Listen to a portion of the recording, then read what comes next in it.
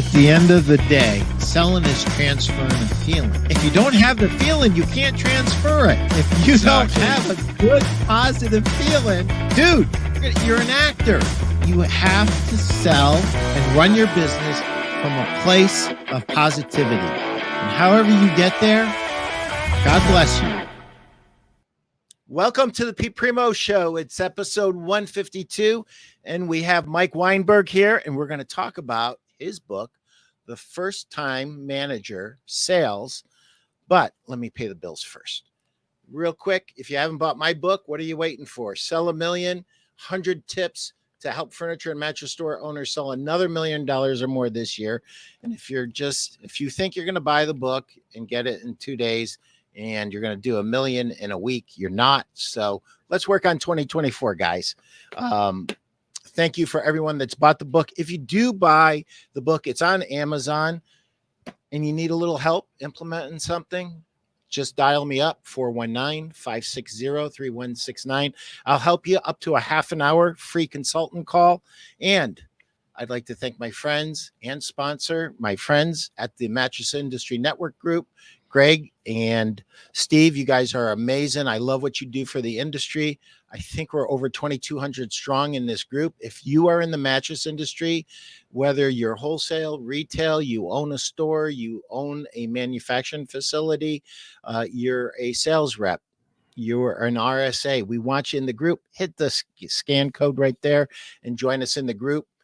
You will learn how to network, how to advertise, how to merchandise.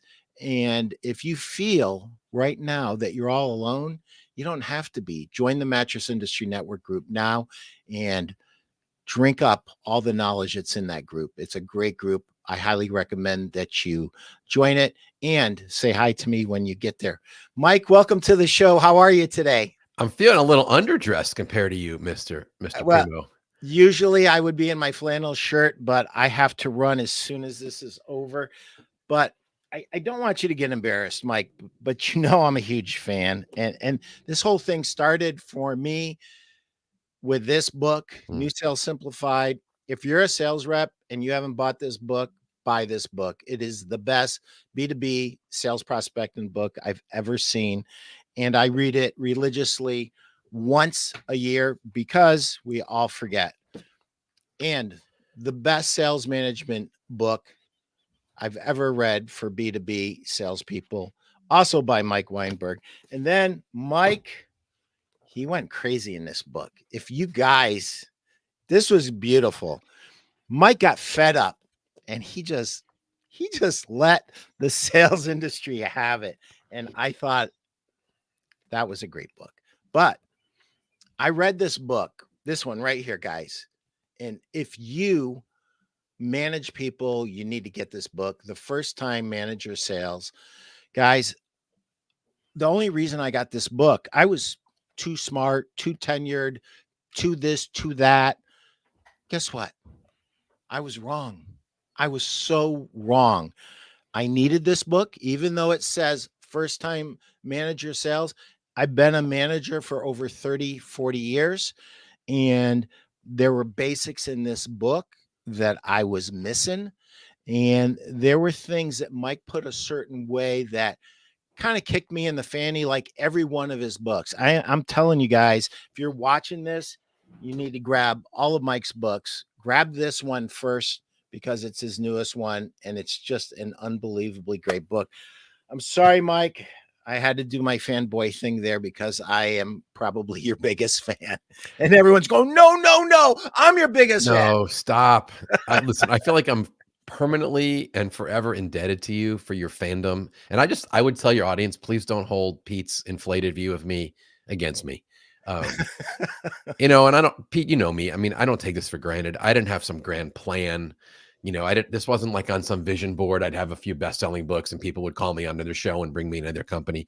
It just kind of happened, so I've carved out my little corner as the simple, authentic guy that tells the truth. And you have been ridiculously generous to me and supportive, and I would do anything to help you. So just thank you for the kind words and the inflated view and the generosity. And I'm pumped to talk life and sales leadership and sales with you today. So thanks for having me on. anyone who's watching, if you have questions, type them in and we will get to them. Hey, Jennifer, how are you? Jennifer is a great industry veteran who has just gotten on the road in the last year. Jennifer, just everything that Weinberg writes, just drink it up. Get to one of his seminars. He's the best. Yes, I feel the same about Pete. He is the best. Oh, Jennifer, thank you for your overly inflated view of me. It's nice. We've got some friends from South Africa. Our friends from South Africa, thank you. I'm glad that we're a little earlier than normal. Usually it's 10 o'clock at night where you're at. Yeah. So what is this, 8 guys? Something like that. Thank you for being here. We appreciate you. Well, Mike, I'm going to start off with this. There are a lot of counterintuitive things that you have said in your books over the years, but there was one in particular, and it was advice that you did not want to take from your father.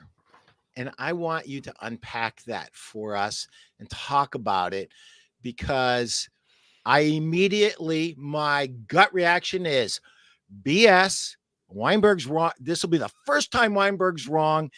And I read it, and then I went through my career and I said, every time I formed a super strong relationship with one of my salespeople, and we actually became friends that transcended the job. We legit became friends and still are friends, even though our lives have taken us in different ways in different parts of the industry.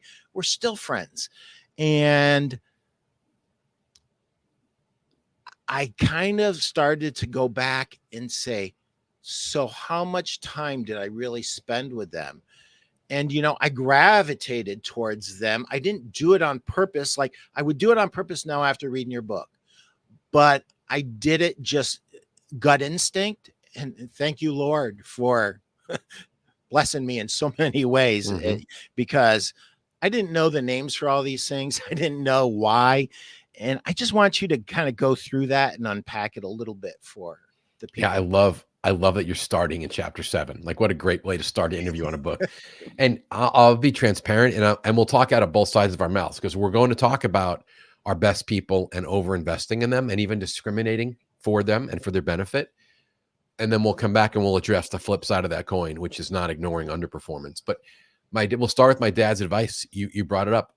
When I first was getting into management, he said something to me that sounded ridiculous. He said, if you want to have more fun and you want to learn more, and if you want to drive more results, spend more time with your very best salespeople. And I looked at him like, are you on drugs? Like, what are you talking about? My first management job, where I really struggled the first 6 months till I got my footing, and we'll come back to that later.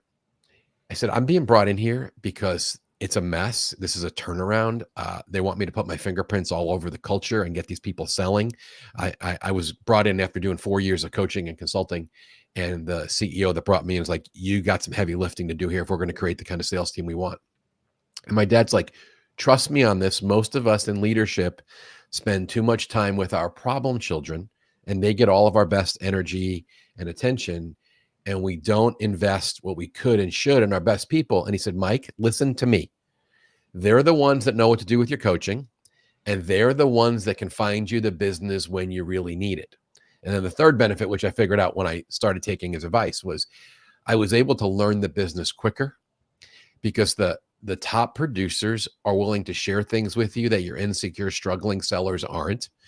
Your best people are the ones willing to let you take a look at what they're doing because they're not insecure.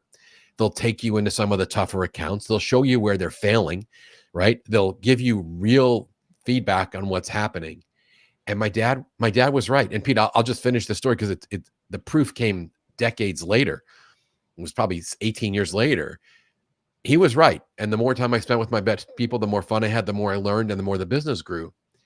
And I got an engagement, I don't know, it was 2017, with a large data analytics company. Really cool organization. They had a couple hundred sales managers around the globe. And as they were preparing me to go travel the globe and lead sales management improvement workshops, The head of America sat me down and she said to me, I want you to see some stats. We've taken our own medicine as a data analytics company, and we've studied the time logs of our sales managers around the globe. And she said this to me, our very best sales leaders, okay, the ones who are managing our highest performing, right, the most successful sales teams, the managers of those highest performing teams spend 2.5 times the amount of time with their best salespeople than the managers of underperforming teams spend with their best salespeople. And I'm like, voila, my dad was right. You know, all that anecdotal thing that I've been observing for these years, they showed me on paper. So I'll yield there, but it was completely counterintuitive, and I will share that message with anyone who will listen. That I love that. And you know, it's funny how I went back and then I figured out that your dad was absolutely correct. And you are absolutely correct. You know, sharing that great advice. I just want to unpack two things really, really quick about that. I've been a VP of sales twice and I run my own sales company. I know what it's like to have a check from one company, and that company, that owner looks at you and he says, I'm not happy. I need more sales results. If you, Mr. and Mrs. Sales Manager, want to move that needle the fastest you can, get with your top people. That's where your time is going to be best spent. So moving the needle the fastest is a big part of that. Yeah, Pete, let me jump in with one other thought Yeah. on that, because I used the word earlier and it's a dangerous word. I said we need to discriminate. And I made the strongest case possible in that chapter that you should discriminate when you manage, not on race or age or gender or religion. That's bad. That's wrong. That's illegal. We should discriminate based on performance. Yeah. Your best people have earned more support. They've earned you looking the other way when they're maybe not as compliant on some sales law or something the company wants them to do. Maybe they've earned skipping a meeting, right? Or they've earned extra support where you're doing something to free them up to maximize their production. Because here's the key. Like, we don't want to lose our A players because there are so few of them. I mean, I'd rather lose a customer than lose an A performing salesperson, because there are so few of them, and certainly none of them are unemployed looking for a job. But we don't just want to keep them. We want to maximize their performance. And that means we need to ask them what they need. And we need to bend over backwards and throw extra support and do some things where we run interference and remove obstacles. And I am absolutely encouraging leaders to discriminate for your best people, to keep them happy, but to help them drive even more results. And I told the story in the chapter that I quoted one of my favorite sales leaders of all time, a guy named Mike Jeffrey, who's a vice president at Paychex. And he said his theory is sales managers need to become the bridge. We need to get to know our best people so well, and then we facilitate getting them from where they are to where they want to be, which really necessitates you get to know them. You overinvest time socially, meals, conversations, so that you understand what makes them tick and what they're trying to get out of life. And then you become the one who facilitates, you become the bridge to get them where they want to go. And not only will they never leave you in that case, but they'll run through walls for you because you have completely become their advocate. And that's the place we really want to get with our top producers. I love that. Make them run through walls. I've been there. I've been there. And, you know, in my business, I rep 6 different lines. And I got to tell you something. Those guys and gals who make me feel that way get a disproportionate amount of my time and my effort, because I will run through walls for people who care about me. They care about me and they care about my family. One of the best VPs of sales I ever had, Jim Bodino, God rest his soul. Jim, if you're still alive, I'm sorry I buried you, but I'm not sure that he is. I've lost track of him. He ended every conversation, Mike. How is Jenny and how is Christiana? And I would say, how is Donna? Because that's the kind of relationship that we had. And, you know, he cared deeply about me as a person, so much so that we would talk about things that we're not supposed to talk about. We would talk about God, and he was very concerned about my faith, and he was instrumental in bringing me back to Jesus. Mm. So my friend forever. You get Literally. emotional right here, man. This is a great message on Christmas week, right? Yeah, So yeah, it is. Depending on who you are and what side of things you're on. And I try to avoid those things, but it was there and I had to do it. I I want to ask my VPs of sales and my sales managers out there, whether you're in retail or in your wholesale, how do you feel after you invest a lot of time with your worst salesperson? Usually you feel drained. Usually you're exhausted. Usually you're tired of the excuses. And how do you feel after you travel with your top producer? You're like, man, mm, she's unreal. This guy's unbelievable. They're so positive. Man, I need to be more like this person. That they're the width and breadth of their knowledge of our industry. It's greater than mine. I went to school for free this last week when I traveled with this salesperson. And so I couldn't agree more with spend more time with your best people. And I want to get to this. And it,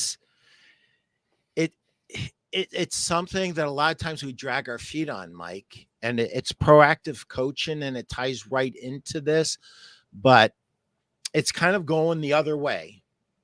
It's kind of going the other way where we don't want to address a lack of performance and we are not being as transparent as a sales leader as we should be by not addressing the elephant in the room. And the elephant in the room is Mr. and Mrs. Salesperson, you're not making your numbers. And we need to talk about it and we need to help you if you want help to make your numbers. So I know I just threw a bunch of stuff at you that you're going to just tear into. yeah. So let's set the stage, right? So you've pivoted from chapter 7, which is fun, to chapter 8, which is less fun. And the title of that chapter, and this is a truth, is that it is sales management malpractice to ignore underperformance.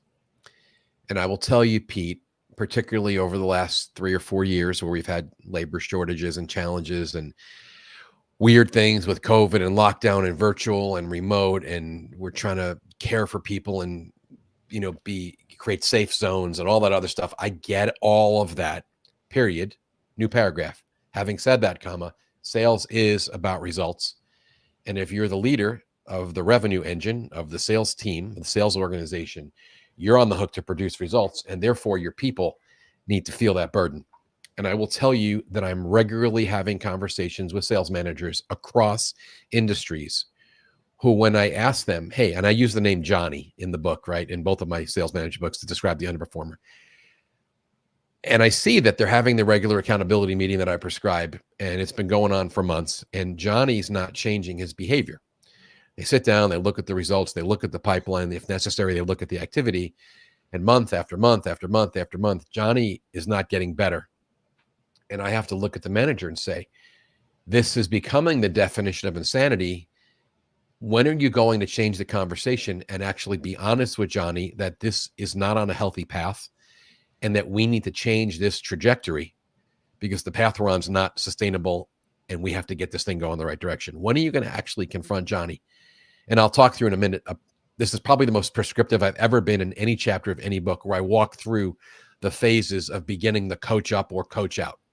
In Sales Manager Simplified, I call it remediate or replace. But the point is this: if you turn the other way and pretend that this person isn't underperforming and you don't change the dialogue and actually confront them with the facts, the data, not being a jerk, not demeaning, not embarrassing, not condemning the human, but looking at the data and saying, we got to get this going in the right direction. If you ignore that, that's management malpractice. I mean, think about it. What message does it send to Johnny, the underperformer? What message does it send to the rest of the team that you're allowing Johnny to sit here on this team and bring down the average, potentially forcing you to put more burden on your top people? Sometimes when I'm in a company in the mortgage industry or an insurance brokerage where producers are on 100% commission, I'll have an office manager or an owner say to me, Mike, what do I care if Johnny's not producing? I'm not paying him anyway. And I'm like, excuse me, what about the cost? He's breathing your air. He's polluting the oxygen. He's taking up a desk. He's killing your culture. He's using your resources. And he's sucking the life out of the rest of the team where you're telling everybody it's okay to fail here. Right. So just as a starting point, like that's my conversation. And I'll take it a step further. When I asked the manager, why aren't you confronting them? And I'll talk through this, what this conversation can look like in a second. But when I ask, why don't you tell Johnny the truth that we got to get this turned around? We can't stay on this trajectory for either of our sakes. What the managers typically tell me today is, well, Mike, I don't want to deal with it. You don't, and this is what I hear, Mike, you don't understand. If I have that tough, I know, you know where I'm going with this, Pete. You don't understand. If I really confront Johnny with the truth that he's failing, I mean, because, and that's my word, right? If you're not making your number, sales is pass fail. Like you're failing.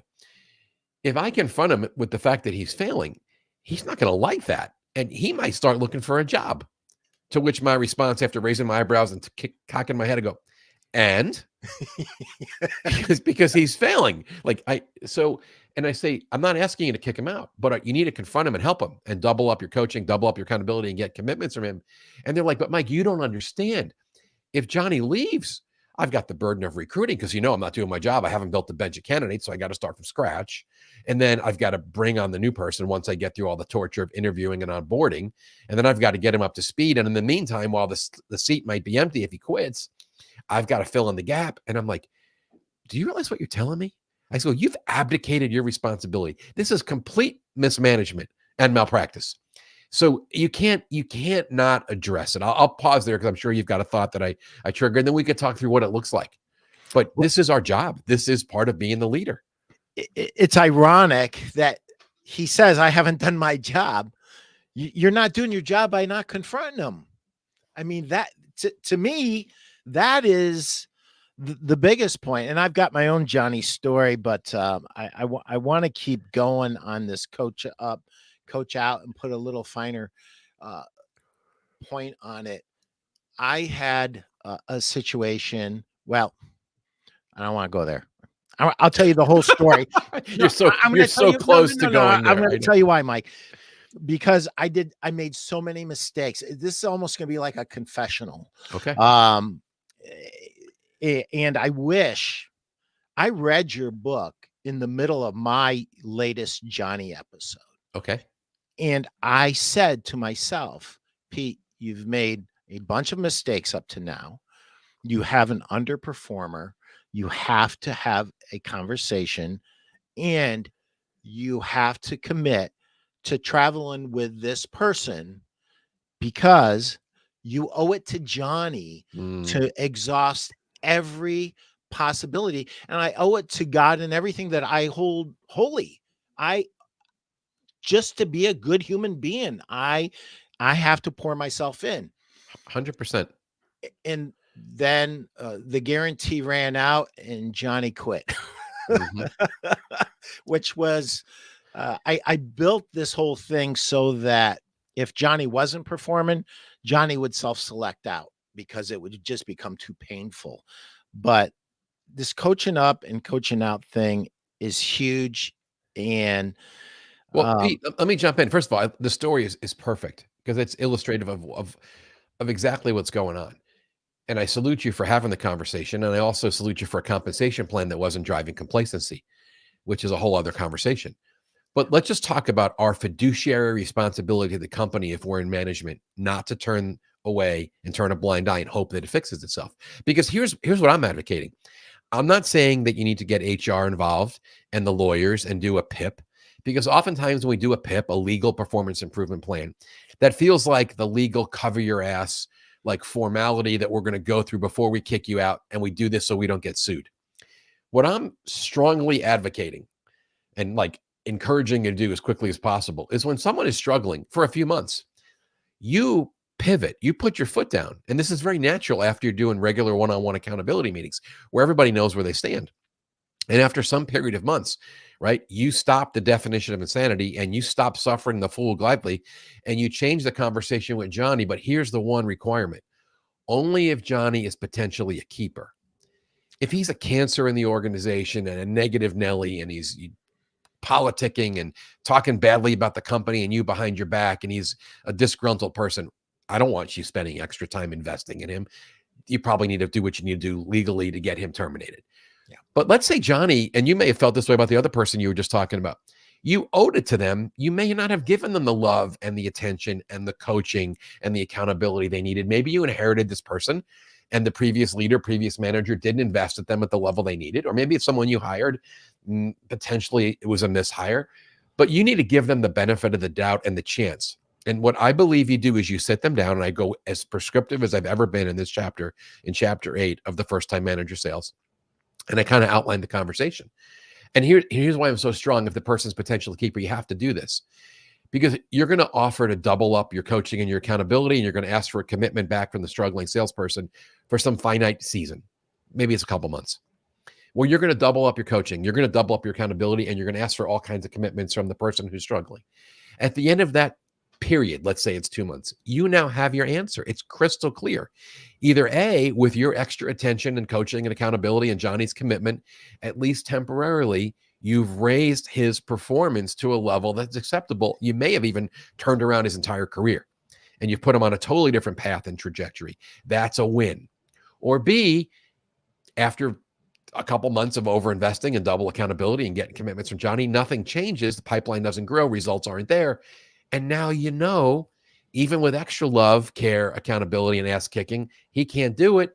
You've got to move on from Johnny and set him free to either succeed or fail somewhere else, but he can't do the job, and you can't ignore it. So my strongest advocacy is, if you're not sure whether it's time to start coaching somebody up or out, do it, because the end result's always good. Either you save them, at least temporarily, or for sure. But pretending it's not happening is not doing anything for anybody. And the key in that coach up or coach out has got to be mutual, right? You're going to overinvest. You're going to stick them to the fire with their nose in the results, and you're going to double your coaching because you're trying to save this person, but you might not be able to. Mike, you're the only guy that I know that could say extra love, extra care, and ass kicking and get away with it. You know what, my mentor, but let's go there for everyone who's listening.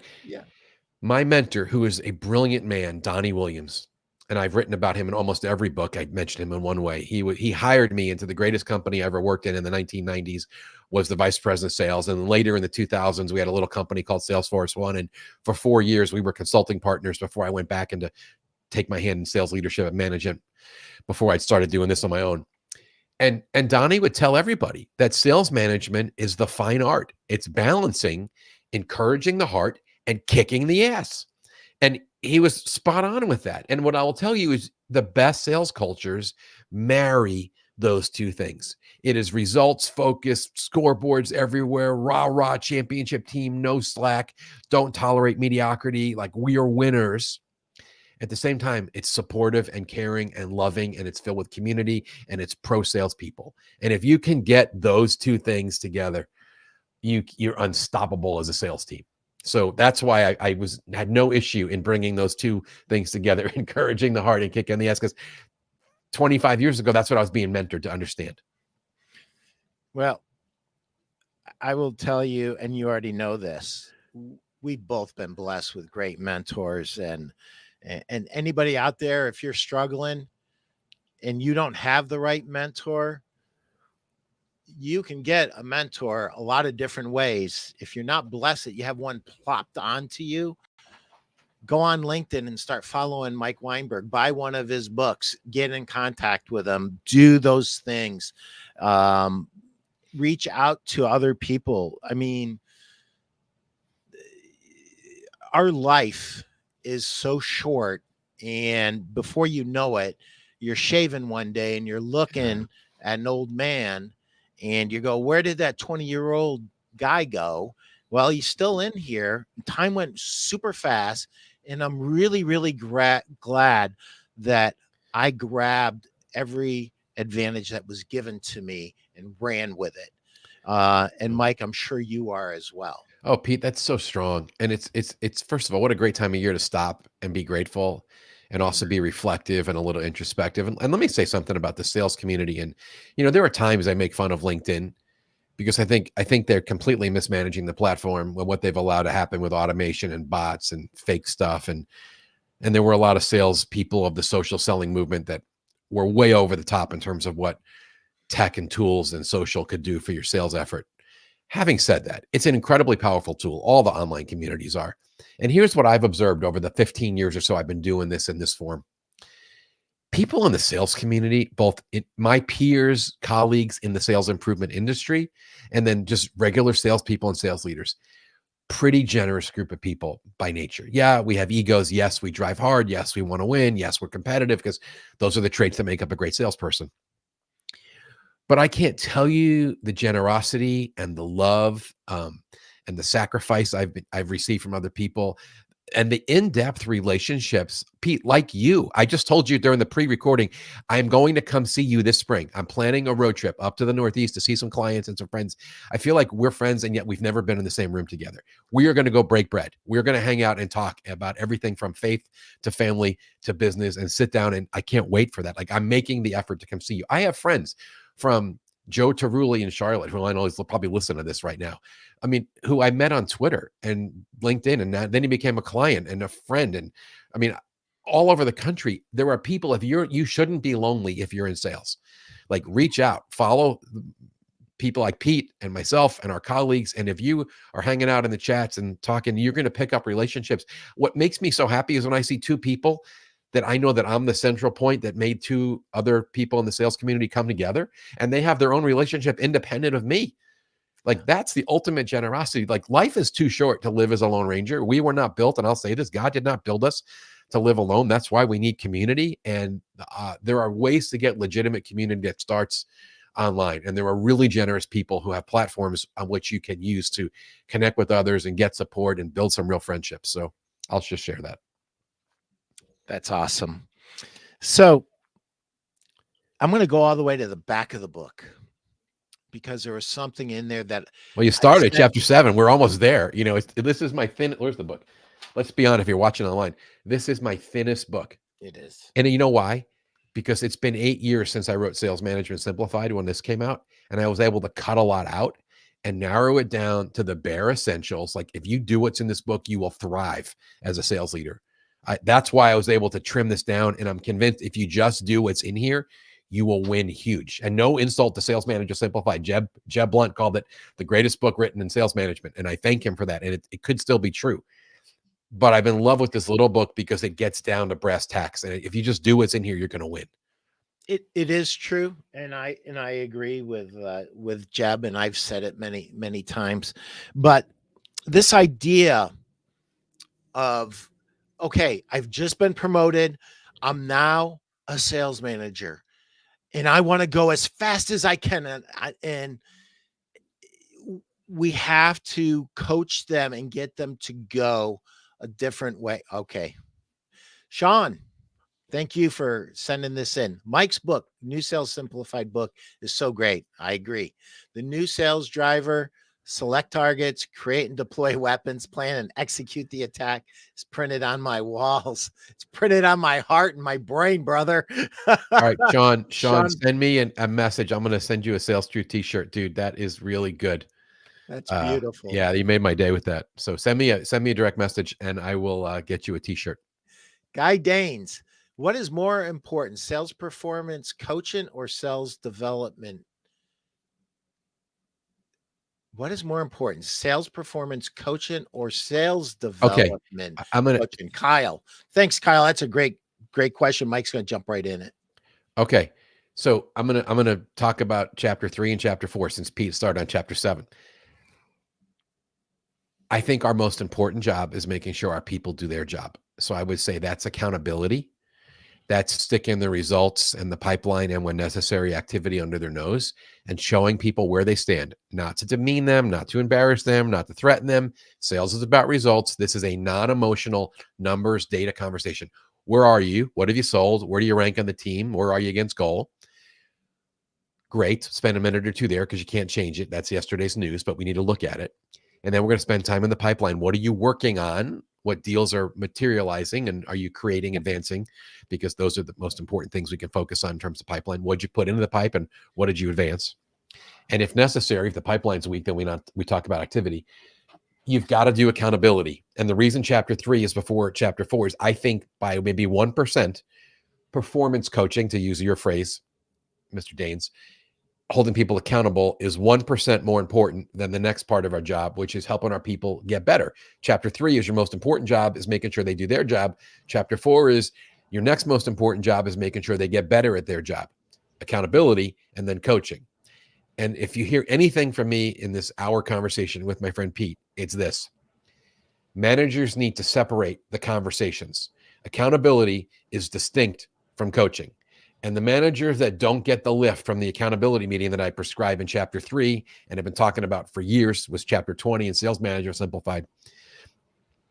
The sales managers that don't get the lift from doing good accountabilities, because instead of having a short 10 or 15 minute meeting focused just on results and pipe and activity, they turn into this long strategy coaching development session. And the salesperson forgot the point that they were actually on the hot seat and we were reviewing their results. So separate accountability and coaching.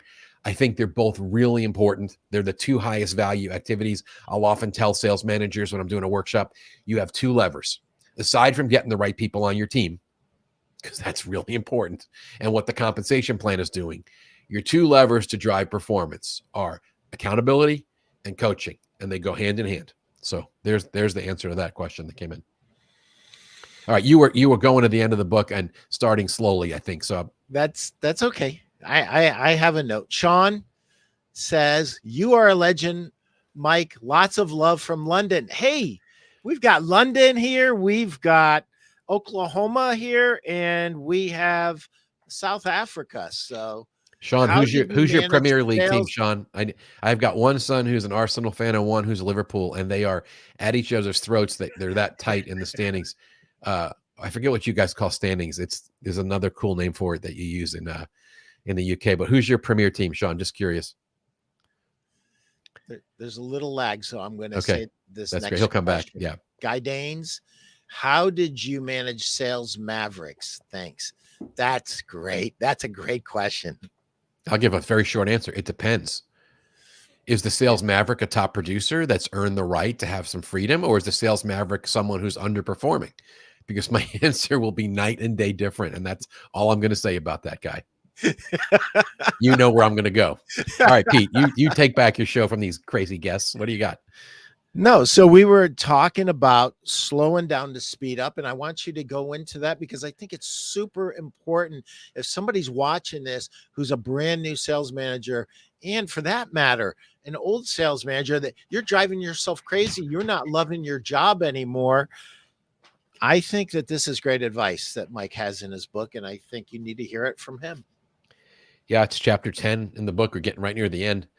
And I interviewed a couple really impressive sales leaders that I wanted their help and their perspective on this topic. One has been a sales leader forever. His name is Dennis Sorensen. And if his name sounds familiar, it's because he's been a guest on my podcast a couple times. Probably the most driven and strategic sales executive I've ever worked with. No client has stretched me, challenged me, pushed me harder than Dennis. We've become great friends. And he's mentored so many sales managers. I wanted his take. And then I went to a guy named Drew Ellis, who's a new friend of mine the last year. I've had him on the podcast a couple times. First guy I ever had on my show that I didn't know personally or I hadn't worked with, but he was just so impressive. He's at SAP, and he had such a good startup as a new sales leader that I wanted him to share his takes. And I put those all in chapter 10 of the book. And here's the theme. If you want to speed up your ramp up as a sales manager, particularly if you're new, you need to slow down. And it's completely counterintuitive, like a lot of things in the book. And I tell you, Pete, some of my struggle in my first 6-9 months as a sales manager, and I was also the senior executive. It was weird. I was a senior VP of sales of a couple $100 million company. And then I was directly managing one of our sales teams because I had to do that just for budgetary reasons. And it was helpful to learn the business. And I came in like guns a-blazing, hair on fire, under pressure from the CEO. Fix this thing, Weinberg. You know what to do. And I overinserted myself, and I didn't listen to everybody, and I didn't go on it. And Dennis Sorensen actually said this. When he takes a new job as an executive, and he suggests the same thing for managers, he says you need to go on a listening tour. And he said, let what you observe inform your plan and then what strategies you'll implement to turn things around. And I was too impatient to do that. In fact, Dennis actually quoted Jeff Bezos, but he flipped his quote around. He says, Bezos has this book that says, invent and then wander. And Dennis said, that's backwards. It's one thing if you're creating product.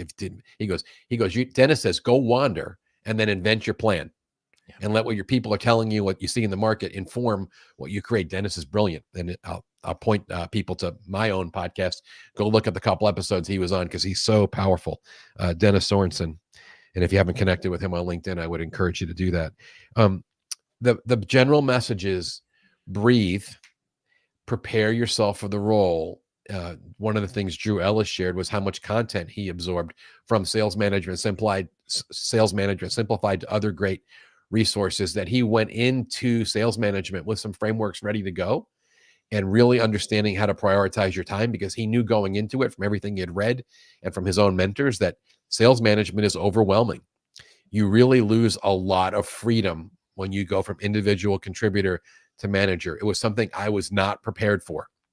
I was a top sales hunter in 3 different companies. I was a super successful consultant and coach.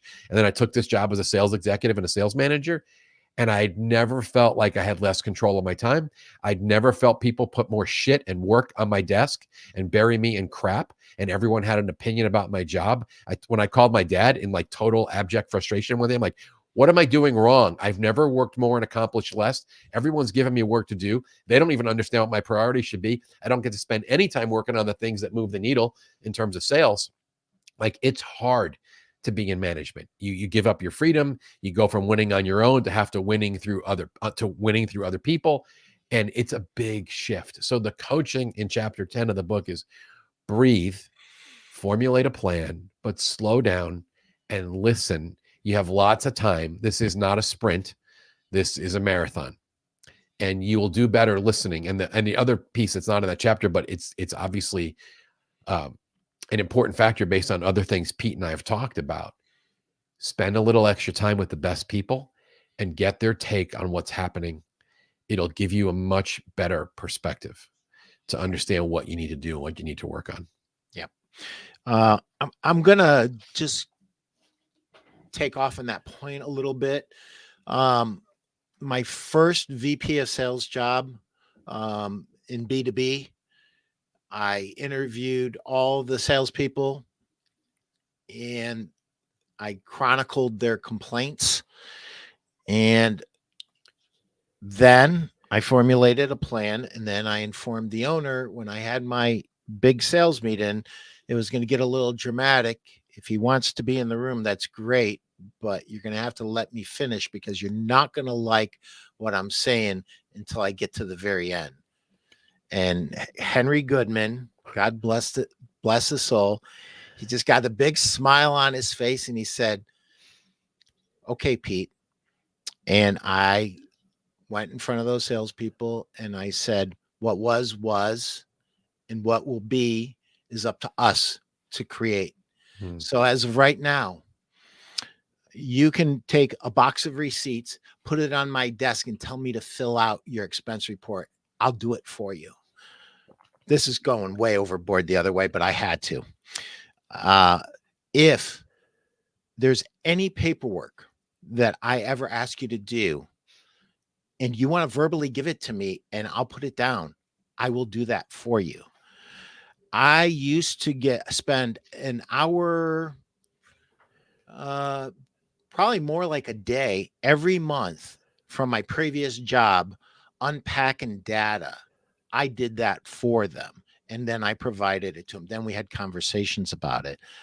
And so when they walked out of that meeting, they knew one thing, that I worked for them and I was going to do everything in the world to get rid of all the noise and all of the things that got in the way of sales.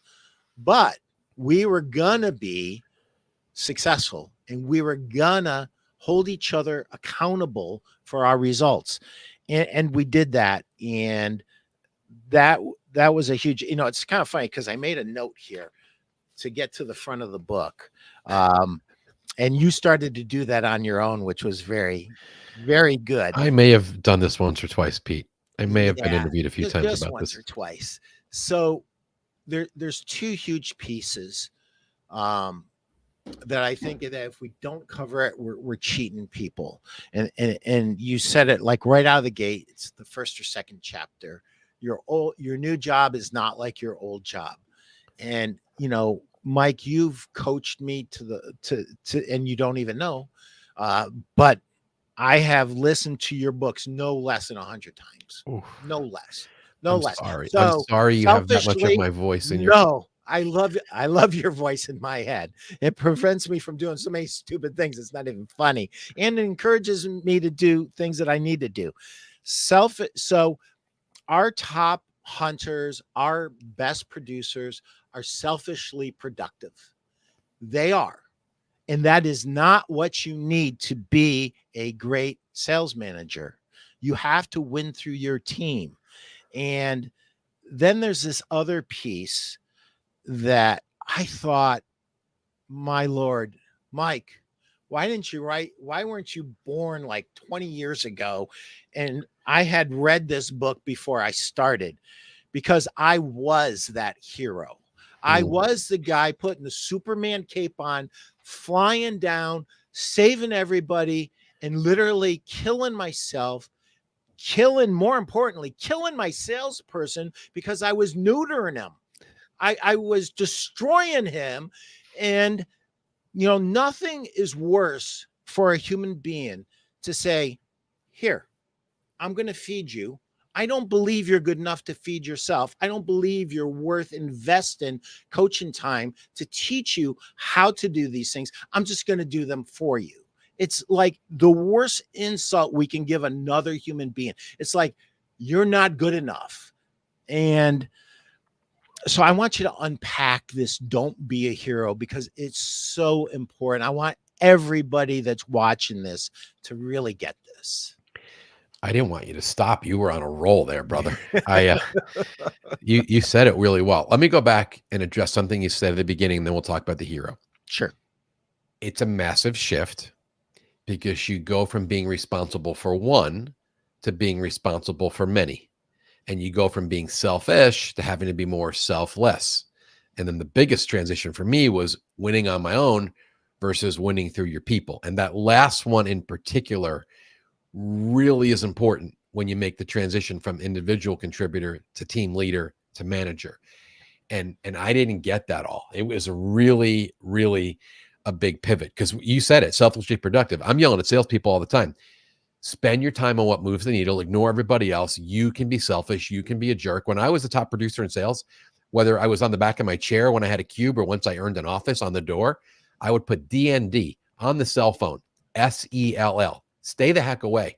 Don't bother me with your operations crap and your customer. You go figure it out. I'm trying to make a living here and get us business. Can't close your door and be unavailable when you're in management. Doesn't work. Same thing with ego. It's great. It's great when a salesperson's got a little bit of extra ego. It's kind of like Teflon for you. You got a little swagger. You're good. As long as you're not arrogant or a prima donna or rub customers the wrong way. Ego's good in a salesperson. But high ego gets really old when you're the team leader, when you have to insert yourself in every situation, when you want the glory, when you crave the limelight, when you want to be on the stage getting the award. Because when you're the leader, you don't get to do that. You should be celebrating your people who are on the stage holding up the trophy. Your job should be holding your people accountable and developing them so that they win better. And the biggest, I hate to say the biggest, but it could be the biggest danger in sales management. And this is existing managers, but especially new managers, Pete, and it's the path you went down. It's where we do our people's jobs instead of leading, instead of coaching, instead of holding them accountable. And the phrase I use is we play the hero of the sales team. Instead of focused on making heroes of our people, we're the hero. We do their job. You said we feed them, right? We catch their fish instead of teaching them to become proficient fishermen or fisherwomen, right? So we're doing their job and we do it and we give ourselves all kinds of excuses, and it depends on our own personality and our own background, but we do it because we're under pressure. We do it because we want the limelight. We do it because we want to win. We do it because we're anal retentive, perfectionistic control freaks. We do it because we want the be able to tell our boss, I jumped in and saved the day. It was going south, Mr. Vice President, but me as the manager, I got in there and I turned the whole thing around and we won the deal. And then the stupid executive, instead of questioning the manager, why'd you have to be a hero? Why weren't you coaching your people on the front end? Approves of the behavior, so it reinforces the wrong thing. Right. But when you play team hero, and this is where I want to go, you said it, it kills the culture. You neuter the salesperson. If you are the one the customer's got to come to for the deal or negotiate, or you're the one running every sales call, or you don't let your person run the meeting because you got to step in and you want to run, like, what are you doing? Like, is that developing the person? No, you're telling the customer, you're going to deal with me. The salesperson's just a pawn in this equation. And I will tell you some of the reason, and you started going down this path, Pete, that I see leaders play hero, and this is a dangerous one. It's because they know they really don't have the right talent on their team, right? There's a talent deficiency. The people in the roles can't really do the job successfully. So the manager, instead of doing the responsible thing, which would be beginning to coach up or coach out people that are not doing the job well, they just insert themselves in every situation, and they have to be there. They're on every strategy session, every pre-call plan. They're going on all the meetings. They're writing proposals. They're doing the presentations. They're doing the negotiation. They're closing the deal. So the numbers are getting made, but that's not sustainable. That's not scalable. You can't do 6 people's jobs. And part of the reason some sales managers are working 60 or 70 hours a week, and their people are living with the feet on the desk in cruise control, is because the manager is carrying all the burden, because they don't do the accountability meeting, chapter 3, where they transfer the burden. And chapter 5, bad things happen when you do your salespeople's jobs. You're playing hero instead of turning your people into the heroes. It's not sustainable. It's not scalable. And that's why so many managers are on the edge of burnout and overwhelm. And I've had 55-year-old men cry in workshops saying, Mike, I can't do it anymore. 200 emails a day, and everybody wants a piece of me, and nonstop virtual meetings, and I don't have time to go out and coach. And then I got people that can't get the job done, and then I'm going in, jumping into everything. Leadership is not about doing. Leadership is about winning through your team. And if you never get that, like, if there's one thing to take away from this conversation, you've got to get out of doing and get into leading, coaching, and holding people accountable. That's when you're multiplying yourself into your people. And that's where the joy and the satisfaction and the fun comes from when you're in management. Wow. Mike, what are we going to do? We need another hour, but we have to wrap this up. I love this part of the book where you went through the actual questions that you ask in an interview situation. I thought it was beautiful. I'm trying to find it right now. It was so good. It was next level stuff. Anyway, anybody who feels like you could use this book, there's so much in here that you would just absolutely love. It's literally a playbook on how to be a great sales manager. Jennifer, I worked for someone who liked to jump in when not needed to win the sale, or was totally absent. There was no support. Yeah. Yeah. So, Sean, curious on Mike's book, his thoughts on dealing with those underachieving salespeople, type C's, spend most time right. Sean, this is the worst worded question ever typed. Check in on type A's, but type C's. And Sean, Mike knows what you're saying, so I'm going to let Mike answer the question. And thank you for your question. Yeah, thanks for getting it in there. I think what you're saying is how much time with A, B, and C players. I think that we're not talking about personality styles, but A, B, and C players. We need to proactively develop everybody. That's an important job. That's chapter 4 is cycling through proactive developmental coaching. All of your people, your A players, your B players, and your C players. But what I would tell you is, based on what I've written and what I've observed, you need to overinvest in your top people. Don't ignore them. They're the one that know what to do with your coaching, and you don't want to lose them. And you have to confront underperformance quickly and begin that coach up or coach out process that Pete and I went into in great detail 30 minutes ago, where you don't ignore underperformance. You can't give them all your time, but you have to address it so you can decide, can I get this person who's a C to a B level? And if you do, that's a huge victory as a sales leader. Or do you identify that they can't get any better, and therefore you need to move them out and find someone else who can do the job? But there's no excuse. Your job, you have 2 jobs. How many times do I have to say it this way? You have to hold them accountable. Your number one job is making sure they do their job. And your number two job is helping them get better. And if you're not spending 75% of your time as a sales leader, either doing accountability or coaching, something is systemically broken in the organization. You've got to find out a way to carve out time to do those things, because that's what's going to move the needle on culture and results. And that's what's going to make you win. And I hear this from almost everybody I've interviewed. It's in a couple of my podcast episodes, and Drew Ellis said it really well in the chapter on speeding up your ramp up. If you check every little box as a sales manager and you go to all the little Zoom meetings they want you to, and you sit on all the corporate stuff and you follow all the rules, and you're a perfect corporate ambassador and you do every little thing they ask you to do, so you're the most compliant sales leader ever. But at the end of the year, your team misses the number because you were so busy being corporate jockey and sitting in on meetings or getting to inbox zero or whatever the thing that distracted and diverted you from leading the team was. If you missed the number, which means you failed for the year, no one is going to give you a pass because you were a good corporate citizen and you attended all the Zoom meetings. So my message is, do your job, lead the people. Sales is about results. That's why we're in sales. And don't ever forget that. Even if the goofballs around you or above you in your company try to distract and divert you and give you more work than you could possibly do, you need to manage up and push back and get aligned with your boss. Go, wait a second. Didn't we agree these things are my priorities? Because this is what's going to drive culture and results. And if I have to take on all these other projects and do all these things, when am I going to coach my people? When am I going to get in the field? When am I going to go on sales calls? When am I going to do deal strategy? When am I going to do my accountability meetings? That's what you need to do to drive the business forward. And like, if you don't hear the intensity and the intentionality in my voice, you're sleeping. Like, this is my wake up call. Like, you've got to do this stuff or you're not going to win and you're not going to have fun. And that's huge. Anybody who knows me, you know what I say. I say it all the time. Have fun and sell a million. I say it on purpose that way. It's not sell a million and have fun. You're not going to sell a million if you're not having fun. You have to have fun first. And sometimes, as my football coach, Lee Tressel, told me in college, men, we have to work so that we can have fun on Saturday. We have to work hard, and we have to work harder than the other team. Mike, this has been an absolute joy and a privilege.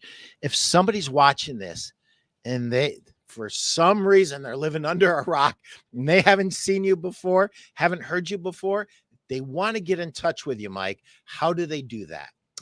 First of all, Pete, you are a dear friend and a gift to the sales community. Thank you for what you do and your support of the industry and of me and of this show. Thank you. This has been a total treat. I'm really easy to find, MikeWeinberg.com, WEINBERG. On the socials, it's Mike_Weinberg. And I'm just honestly really thrilled to be here. And I wish you and all your listeners just a wonderful holiday season. If you celebrate Christmas, many blessings and much joy to you and your family. I am looking forward to shutting it down here very shortly. And my out-of-town kids are coming home on Saturday, and I can't wait to be together and celebrate the Lord's birth and him coming to rescue us and to set us free. And that's the greatest gift that we could ever receive. And I'm thankful for that. And I'm thankful for the opportunity to do what I do. So thank you, sir. No, thank you, Mike. Everybody have fun and sell a million. Enjoy the holidays. And we will see you soon.